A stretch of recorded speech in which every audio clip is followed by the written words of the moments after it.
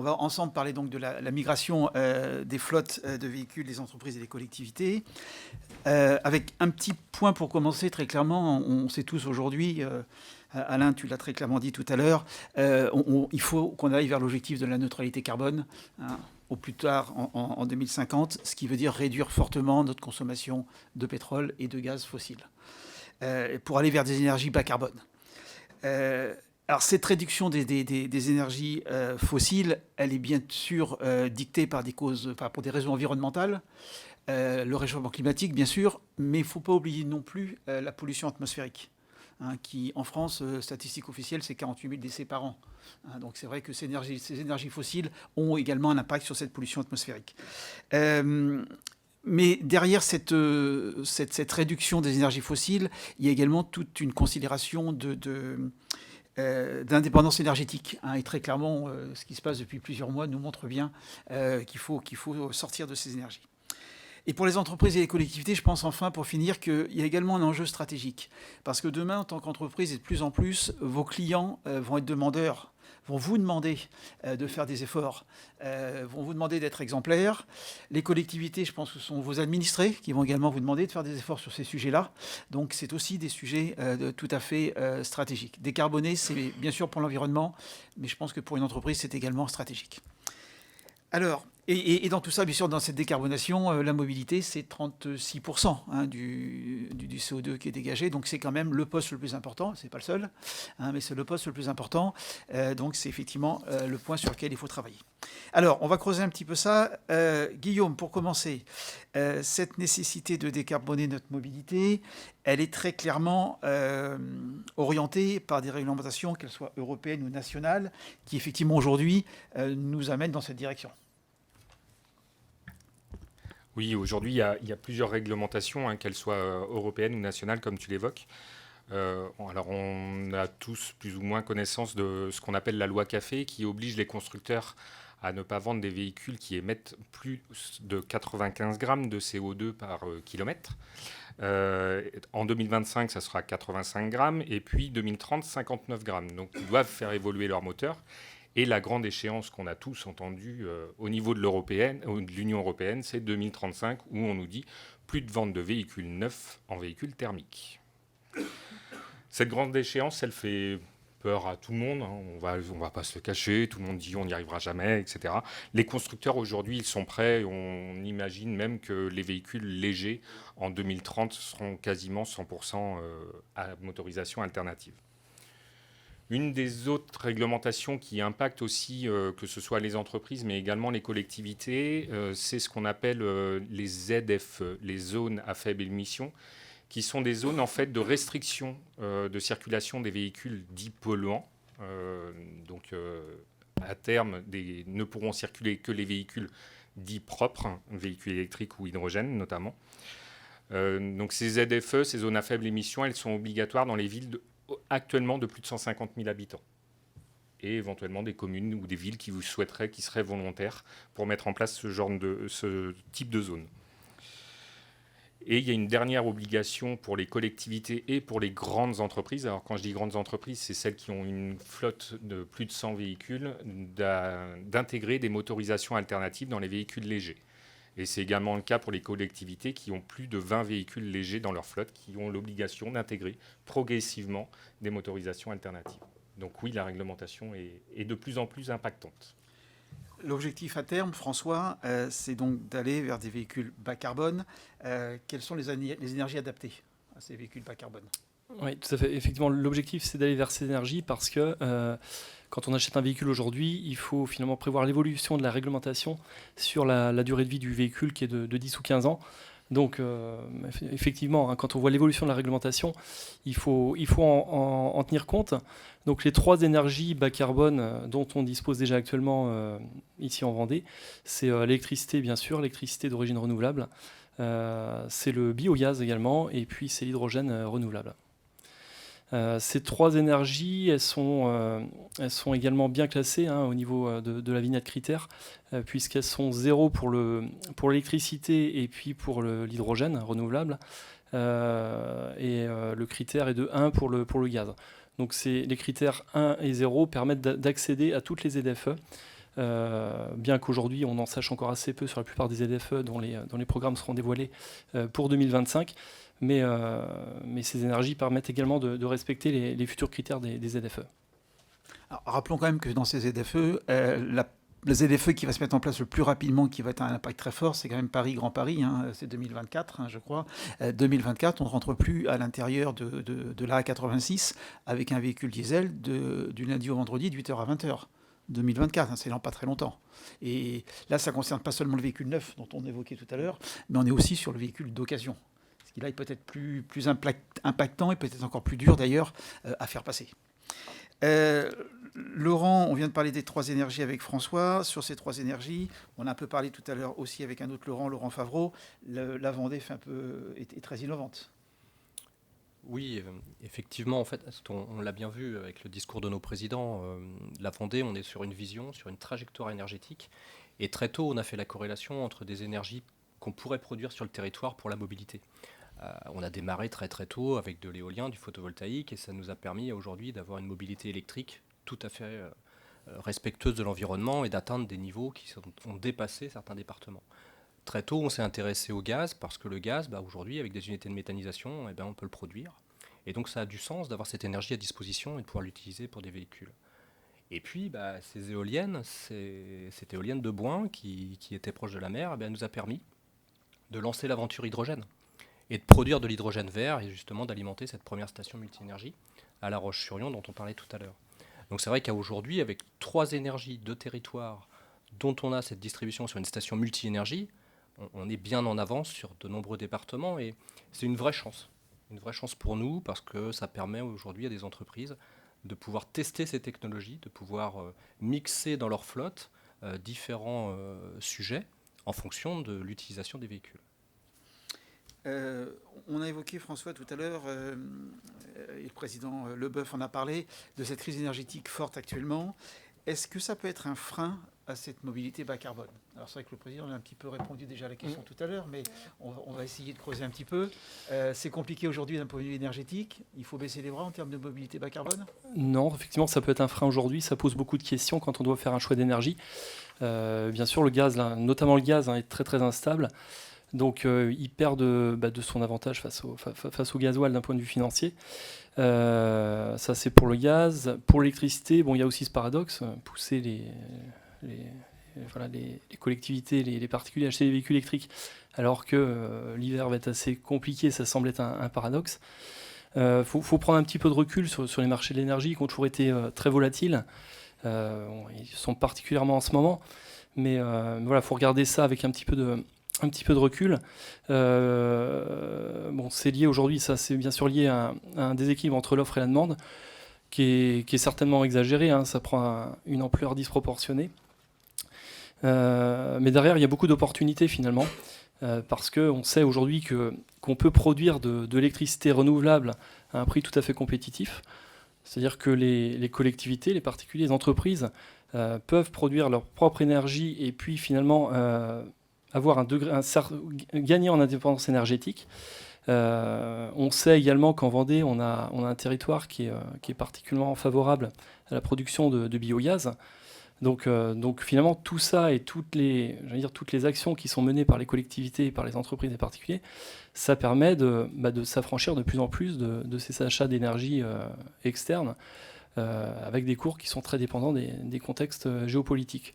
Donc si on regarde bien, finalement, aujourd'hui, ça doit plus déclencher des opportunités que nous freiner. On va forcément derrière du positif dans tout ça. Voilà, finalement, il faut peut-être qu'on devienne tous producteurs d'électricité, notamment.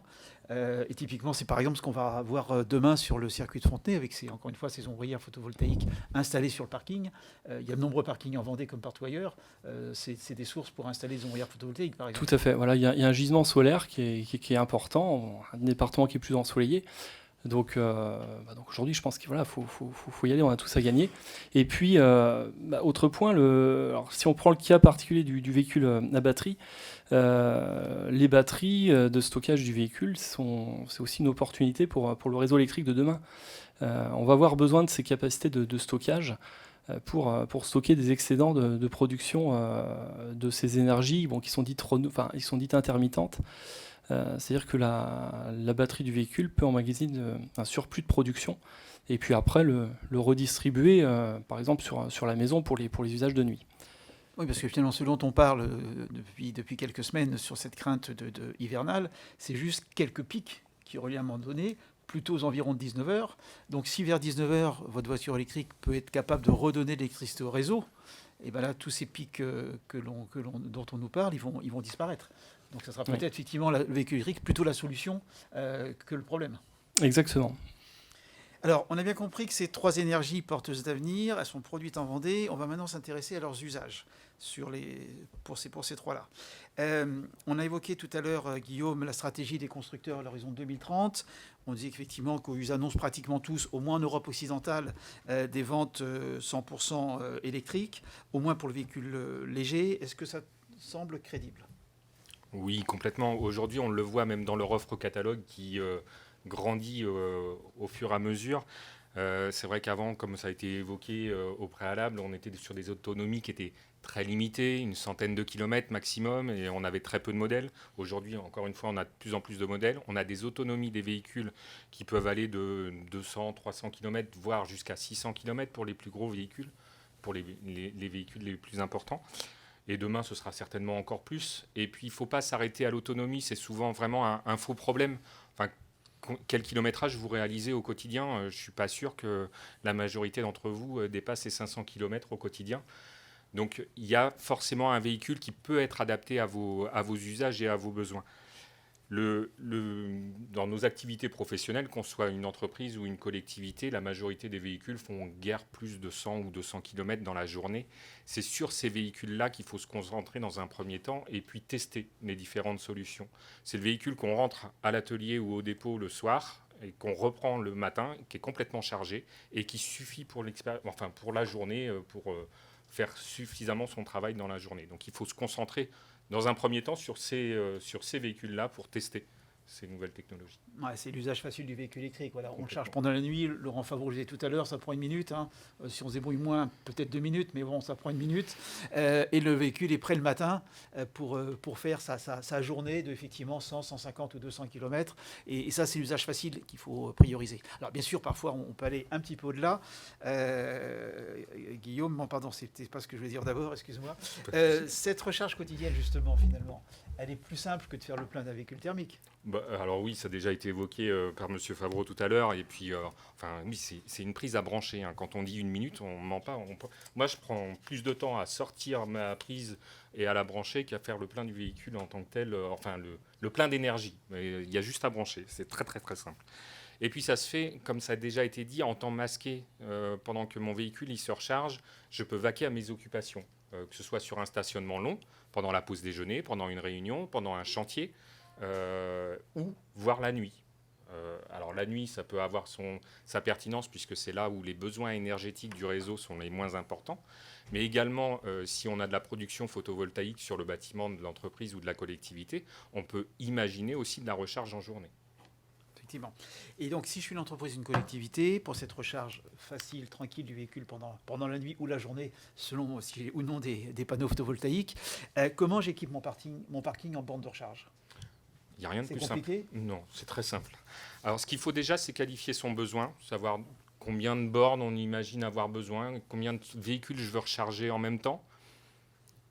À qui j'ouvre la recharge ? Est-ce que c'est juste pour ma flotte ? Est-ce que c'est pour mes collaborateurs ? Est-ce que c'est pour mes visiteurs ? Pour tout le monde ? Est-ce que je veux que la recharge elle soit gratuite, payante, conditionnée à un certain temps, limitée dans le temps ou pas ? Donc il faut qualifier un petit peu son besoin. Après, tout est réalisable, tout est faisable, on l'a déjà évoqué sur les différentes technologies. Et puis ça peut se faire aussi par étapes. On peut imaginer qu'aujourd'hui ce soit gratuit ou limité dans le temps, et puis demain que ça devienne avec une légère facturation. Aujourd'hui, dans la plupart des entreprises, ce qu'on appelle des bornes 7 kg, c'est très facile à installer. C'est une grosse prise, on va dire. Il faut la qualification de l'installateur, mais c'est très facile à installer. La seule chose qui peut venir en complément, et ça reste abordable financièrement, c'est pas très cher.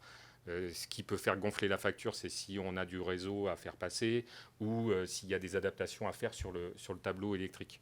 Autrement, c'est relativement simple. Et effectivement, pour une recharge nocturne, une petite puissance suffit de toute façon. Oui, 7 kg, c'est largement suffisant. D'accord. Il n'y a que pour les usages intensifs où là, il faut réfléchir différemment. Si on a des très gros véhicules ou alors vraiment un besoin de se recharger complètement en 2 heures. Même pas, en 1 heure. Bon. Donc, on a parlé de cette recharge facile quand elle est notamment nocturne, quand je reste dans l'autonomie de mon véhicule. Par contre, on peut avoir besoin parfois, soit nous les particuliers, quand on va un peu plus loin, quand on va en vacances, soit les entreprises aussi, qui peuvent avoir des commerciaux qui vont un peu plus loin. On peut avoir besoin de dépasser dans la journée l'autonomie de base du véhicule. Et c'est là où, effectivement, ça pourrait devenir plus compliqué. Comment on fait ? Ça pourrait seulement, mais ça ne l'est pas. Aujourd'hui, il y a vraiment des... Alors, le premier trajet où vous allez vous dire « j'ai pas assez d'autonomie pour faire tout le trajet », vous allez vous inquiéter et de savoir où est-ce que vous allez pouvoir vous recharger et comment ça va se passer. Ça va être que le premier trajet. Après, vous allez voir, c'est très, très simple. Aujourd'hui, il y a vraiment des applications qui permettent déjà de trouver les bornes sur lesquelles on peut se recharger. Il y a de plus en plus de bornes qu'on appelle, nous, haute puissance, voire très haute puissance, qui permettent de se recharger très rapidement. En 10-15 minutes, aujourd'hui, on arrive à récupérer l'équivalent de 200 km d'autonomie. Et ça va aller en augmentant, et ces réseaux-là, ils se développent de plus en plus. On en a en Vendée, on a le réseau SIDEV, mais on a aussi d'autres réseaux extérieurs qui permettent de développer ces bornes de recharge. Et puis quand on est, comme on dit, en itinérance, on ne cherche pas à faire le plein d'énergie de son véhicule. On recharge juste l'énergie dont on a besoin pour finir son trajet. Donc en fait, juste sur la pause de 10 minutes, 10-15 minutes, on arrive à recharger ce dont on a besoin pour terminer son trajet. Ouais, très clairement, je pense qu'il faut, si je peux compléter Guillaume, il faut bien se mettre dans la tête qu'un véhicule électrique, ça se gère différemment d'un véhicule thermique. Effectivement, c'est une recharge en temps masqué. La recharge quotidienne, elle est en temps masqué, on ne s'en rend pas compte. Et même cette recharge en itinérance, on ne fait pas le plein avec un véhicule électrique. En cours de trajet, on ne fait pas le plein. Si on a une voiture qui est capable de faire 400 km sur autoroute et que j'en ai 500 à faire dans la journée, eh ben en gros, avec une marge de sécurité, ça veut dire qu'il me manque 150 km et c'est tout. Et après, je vais plutôt rentrer recharger chez moi. Parce que finalement, chez moi, c'est là où ça me coûte le moins cher et c'est là où je le fais le plus facilement. Donc en itinérance, je prends ce que j'ai besoin pour finir mon parcours et c'est tout. Et donc ça peut être effectivement des charges. Et vraiment, tous ceux qui ont l'habitude de ces itinérances en voiture électrique vont vous le dire, c'est des charges parfois entre 5 et 10 minutes. Et puis 5-10 minutes, c'est le temps de prendre un café ou de faire autre chose, ou d'aller aux toilettes par exemple. Mais voilà. Ce qu'on fait aussi avec un véhicule diesel finalement. Parce qu'une précision quand même, un véhicule électrique, on ne tient pas la prise pendant qu'elle recharge, contrairement à une voiture thermique. Donc on peut faire autre chose.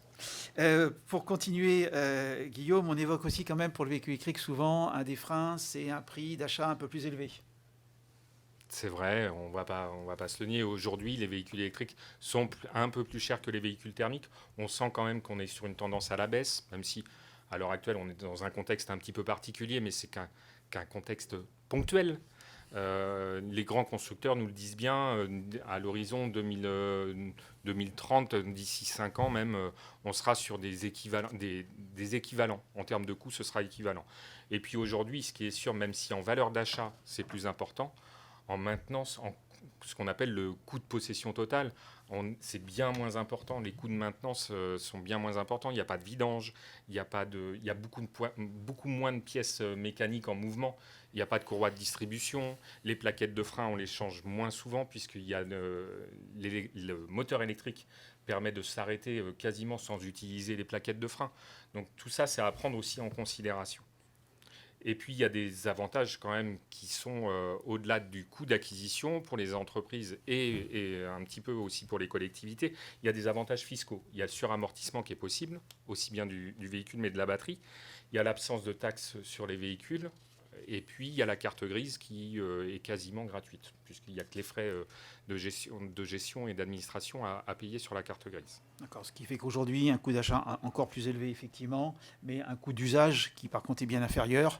Et effectivement, pour peu qu'on fasse un certain kilométrage avec, ça s'équilibre. Souvent, on dit autour de 15 000 km par an à peu près, où ça s'équilibre. Si on fait beaucoup moins, autant le faire en vélo après, à l'extrême. Alors, tu disais tout à l'heure, Guillaume, que les constructeurs étaient plutôt alignés vers cette motorisation électrique pour les véhicules légers aux environs de 2030. Maintenant, on va s'intéresser un peu à la mobilité lourde, notamment celle de longue distance, mais pas simplement. Avec le bio-GNV et puis l'hydrogène vert, pardon. Laurent, pour commencer, on parle un peu de bio-GNV. Tu nous rappelles un petit peu ce que c'est le bio-GNV et puis quels sont ses usages? Le bio-GNV, avant tout, c'est un biométhane. Ce biométhane, c'est principalement un méthane qui est issu des unités de méthanisation. Donc, comme on le disait tout à l'heure, on a des unités de méthanisation en Vendée. On en a 11 qui injectent dans le réseau. Donc, on injecte un biogaz, un gaz renouvelable, dans le réseau de distribution, principalement de gaz naturel de GRDF. Donc, c'est un gaz qui a aujourd'hui les mêmes caractéristiques que ce que l'on peut avoir sur ce gaz qu'on connaît depuis longtemps, le gaz de ville, le gaz naturel d'importation. Donc, aujourd'hui, ce gaz permet, dans des stations, de le comprimer et de l'utiliser pour de l'usage carburant en véhicule. C'est ça le bio-GNV. C'est vrai qu'à aujourd'hui, on a déjà 10% de nos besoins vendéens qui sont couverts par cette injection de biométhane dans nos réseaux. Donc, la première injection, elle date de 2014. En 8 ans, on a réussi à atteindre quelque chose de significatif. Donc il y a un vrai sujet sur cette indépendance énergétique et ce biogaz qu'on peut utiliser dans la mobilité. Après, sur nos stations, on garantit 100% de bio-GNV à l'utilisateur. Et là, pour pouvoir lui garantir ce 100% d'usage de biogaz, pour avoir toutes les performances d'économie de CO2, puisque en utilisant du biométhane, on économise 80% de CO2 par rapport à des émissions d'un véhicule diesel, on passe par les certificats, des certificats de garantie d'origine en fait. C'est un peu comme l'électricité verte, c'est la garantie d'origine. Donc à chaque kilo que l'on vend à la station, on doit avoir la garantie d'avoir acheté 1 kilo de gaz sur une unité de méthanisation. Voilà comment le schéma se met en place. Et en termes d'usage, ce biogaz aujourd'hui, alors d'abord c'est une énergie qui est déjà à maturité, très clairement. Tout à fait. Et quels sont les usages, et notamment à travers les stations qui existent aujourd'hui en Vendée, qu'est-ce qu'on peut constater, qui vient s'avitailler? Ce qu'il faut savoir, c'est que faire fonctionner un moteur thermique avec du gaz, c'est principalement faire fonctionner un moteur sur la base d'un moteur essence. Donc à aujourd'hui, si on voulait aller dans un schéma de fonctionnement du bio-GNV, on pourrait très bien faire fonctionner n'importe quel type de moteur essence, que ce soit une petite voiture jusqu'à un véhicule lourd, bus, poids lourd. Comme on l'a dit tout à l'heure, on est vraiment aujourd'hui dans des notions d'usage. Donc utiliser un gaz pour faire fonctionner des véhicules, il faut que ce soit dans une bonne cohérence avec les usages des véhicules. C'est pour ça qu'à aujourd'hui, on va plutôt adresser ce gaz vers des véhicules à motorisation plutôt lourde. On va travailler plutôt sur des véhicules qui ont des usages intensifs et des véhicules lourds. Donc on est principalement au-delà du 3,5 tonnes. Ce qui est quand même globalement en cohérence avec ce que nous sort actuellement la volonté politique de l'Europe, en disant voilà, à partir de 2035, le véhicule de moins de 3,5 tonnes, son rôle c'est d'être tout électrique. Nous on est en train de travailler sur au-delà du 3,5 tonnes, sur cette réponse de mobilité lourde. On va inaugurer la 6e station vendéenne, c'est bien ça, de bio-GNV la semaine prochaine. La 5e portée, on l'a dit tout à l'heure, par Vendée Énergie et le CIDEV. Encore une fois, sur cette station, qu'est-ce que l'on voit comme véhicule? Plutôt des véhicules lourds qui viennent? Il y a quand même quelques véhicules légers aujourd'hui. On a quelques véhicules légers, alors c'est un petit peu plus marginal. Il y a moins d'offres sur le véhicule léger, même si aujourd'hui, sur le groupe Volkswagen, on a des réponses tout à fait satisfaisantes et ça fonctionne très très bien. On l'a vu, on s'est adressé à la mobilité lourde dans notre esprit dès le départ et aujourd'hui, majoritairement sur nos stations, c'est des poids lourds. Transporteurs? Transporteurs, principalement. Dans toute activité, que ce soit du TP, de la grande distribution, on a du transporteur, on a des bus, bien sûr, qui sont arrivés assez tôt, parce qu'il y a aussi une vraie réponse intéressante sur ce véhicule.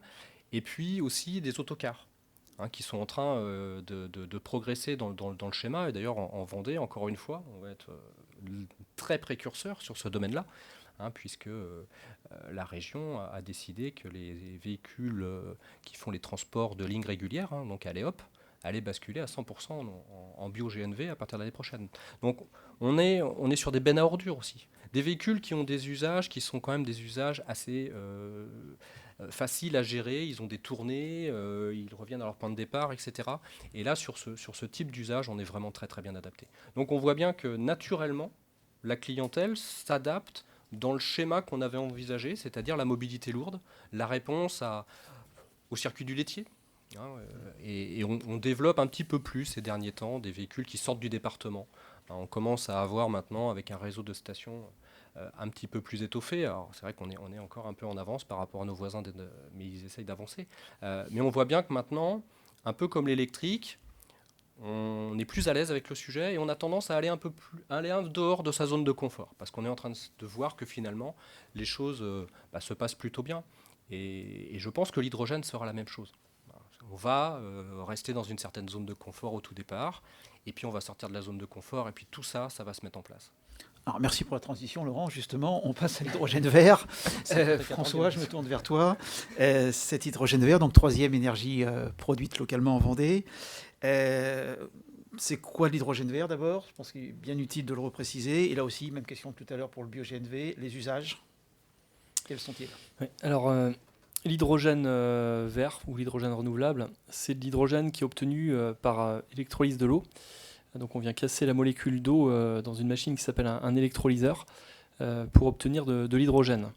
Cet électrolyseur, il consomme de l'électricité, il en consomme même beaucoup, et selon la provenance de cette électricité, on a de l'hydrogène qui est plus ou moins propre.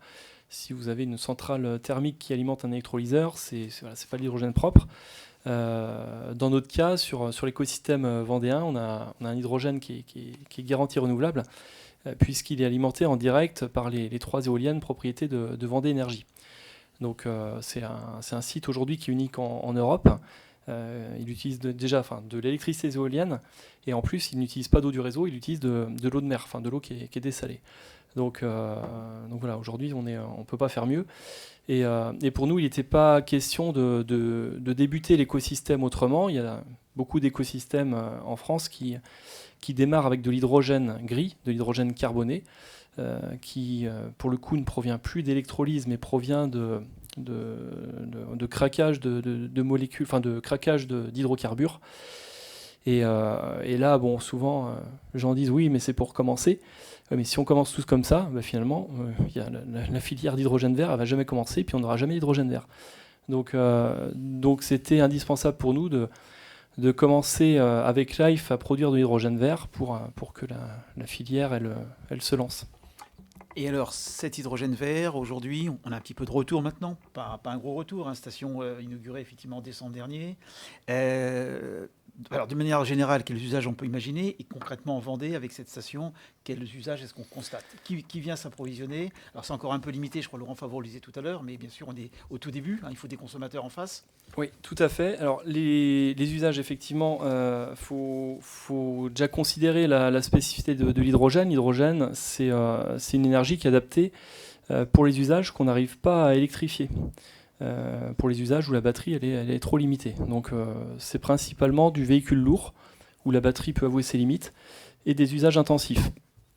Ça c'est la première chose à considérer. La deuxième chose aujourd'hui, c'est qu'on n'a pas de station en France, ou très très peu. Donc on peut s'adresser qu'à des usages captifs. Les usages itinérants, aujourd'hui le transport de marchandises, c'est encore, je pars sur de longues distances, par exemple, c'est pas un usage adapté. Donc aujourd'hui, l'offre de véhicules, elle prend en compte tout ça, et on retrouve commercialisé, bien sûr, des bus à hydrogène, comme il y a déjà en exploitation à La Roche-sur-Yon, des bennes ordures ménagères, comme on pourra retrouver sur la station de Saint-Gilles bientôt. On retrouve également des voitures légères, type Toyota Mirai, comme celle qui est utilisée par le président du département. On retrouve les tout premiers utilitaires légers, type Kangoo, et très bientôt des utilitaires de plus grosse dimension, type Master. Et puis, on attend également avec impatience les premiers véhicules rétrofités par entreprise Eneo, mais là, Jérémy vous en dira un petit peu plus tout à l'heure. Et voilà, ça, ce sera les premiers poids lourds, parce que les constructeurs, eux, ils attendent qu'il y ait des stations. Le poids lourd, c'est plutôt un usage itinérant. On peut trouver quand même des usages captifs, mais c'est plutôt itinérant. Donc les constructeurs, ils ont décidé d'attendre probablement 2025, 2026, 2027, on ne sait pas exactement quand.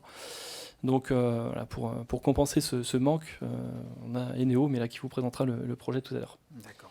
Bon, on avait un thème qu'on avait prévu tous les trois d'aborder, c'était sur les réseaux vendéens, mais je crois que Laurent Favreau les a bien évoqués tout à l'heure dans son introduction avec le nombre de bornes qu'il y avait à Vendée, ce qui se développait. On a longtemps parlé de cette 6e station bio-GNV qui arrivait. Je crois que c'est Laurent tout à l'heure qui évoquait aussi cette station au Sable d'Olonne pour 2023. Donc effectivement, ces réseaux vendéens, ils se développent de toute façon à l'initiative du SIDEV, mais aussi, bien sûr, d'autres opérateurs et qui sont les bienvenus, je serais tenté de dire, bien évidemment. Pour finir sur cette table ronde, et pour revenir à notre titre un peu d'aller vers une nouvelle mobilité, est-ce que finalement il faut toujours remplacer un véhicule thermique par un véhicule bas carbone ? Je m'adresse à toi, Guillaume. Et est-ce que finalement, dans cette mobilité qu'on cherche à améliorer, il n'y a pas certains usages à imaginer différemment ? Oui, complètement. Alors aujourd'hui, enfin, comme tu le dis, il ne faut pas se dire j'ai un véhicule qui arrive en fin de vie, il faut que je le remplace par un véhicule. Non, pas forcément. Il faut peut-être se questionner sur les besoins et les usages. Actuellement, il y a beaucoup d'offres de véhicules adaptés qui ne sont pas forcément des automobiles. Je pense typiquement, vous en avez un dans la cour d'honneur qui est présenté au vélo cargo, qui peut être le type de véhicule très bien adapté quand on rayonne à l'échelle d'une commune ou d'une ville, par exemple pour vider les corbeilles à papier, pour entretenir les parterres.